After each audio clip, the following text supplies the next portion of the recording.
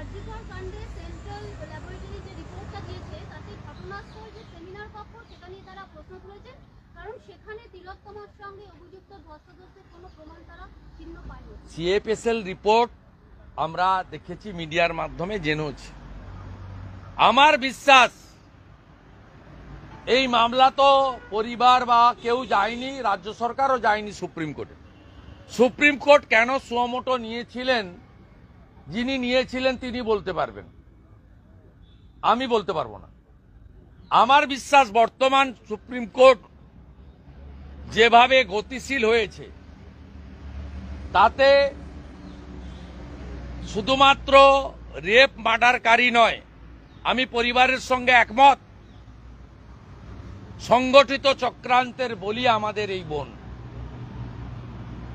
এবং প্রত্যেকটা ক্ষেত্রে ঝাড়গ্রাম থেকে বসে রাজ্যের স্বাস্থ্য পুলিশ মন্ত্রী তথা মুখ্যমন্ত্রী তার নির্দেশে সুশান্ত রায়, অভিক দে, সন্দীপ ঘোষ, নারায়ণ স্বরূপ নিগম, অভিজিৎ মণ্ডল, ডিসি অভিষেক গুপ্তা এবং বিনীত গোয়েল, তারা প্রত্যেকটা জিনিস চেঞ্জ করেছেন।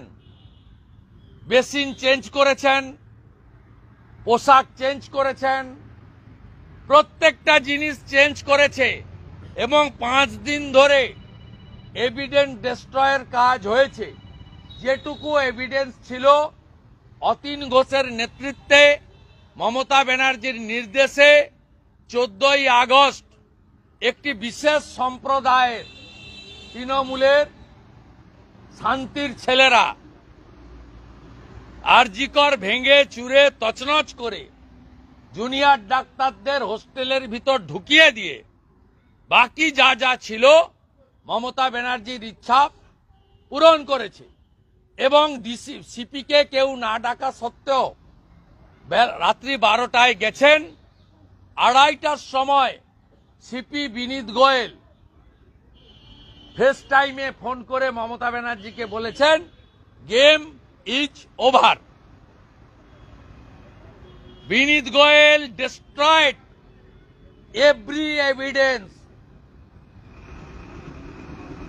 আজ না হোক কাল এর পরিণতি খারাপ।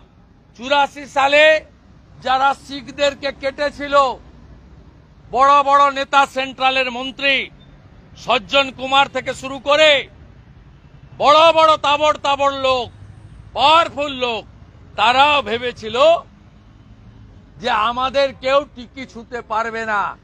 আজকে সজ্জন কুমাররা তিহারের জেলে।